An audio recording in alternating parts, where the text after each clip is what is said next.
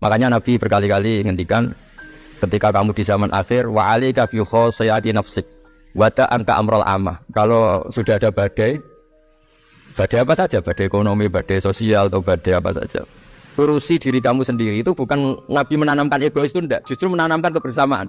Barokahnya orang itu sibuk ngurus keluarganya sendiri, itu enggak kepikiran nyalakan orang lain. Jadi orang kadang salah tafsir itu justru seakan-akan kita diajarin untuk egois, itu enggak. Berkahnya ngurus diri sendiri juga tidak gampang mengkomplain orang lain karena kita merasa punya kewajiban sendiri. Tapi kalau kita ini terlalu modern, orang nggak punya uang, ini tanggung jawab Menteri Keuangan, kalau miskin tanggung jawab Menteri Sosial, kalau ada jalan rusak tanggung jawab PU. Oke, secara hukum kenegaraan misalnya mereka berkewajiban tugas itu. Tapi kalau itu untuk alasan menyalahkan, semangat kita menyalahkan. Dan agama itu tidak mengajari seperti itu. Agama itu mengajari Rabbana dzalamna.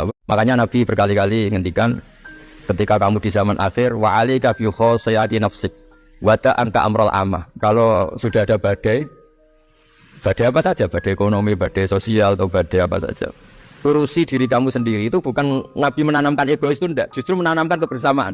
Barokahnya orang itu sibuk ngurus keluarganya sendiri, itu enggak kepikiran nyalakan orang lain. Jadi orang kadang salah tafsir itu justru seakan-akan kita diajarin untuk egois, itu enggak. Berkahnya ngurus diri sendiri juga tidak gampang mengkomplain orang lain karena kita merasa punya kewajiban sendiri. Tapi kalau kita ini terlalu modern, orang nggak punya uang, ini tanggung jawab Menteri Keuangan, kalau miskin tanggung jawab Menteri Sosial, kalau ada jalan rusak tanggung jawab PU. Oke, secara hukum kenegaraan misalnya mereka berkewajiban tugas itu. Tapi kalau itu untuk alasan menyalahkan, semangat kita menyalahkan. Dan agama itu tidak mengajari seperti itu. Agama itu mengajari Rabbana dzalamna anfusana.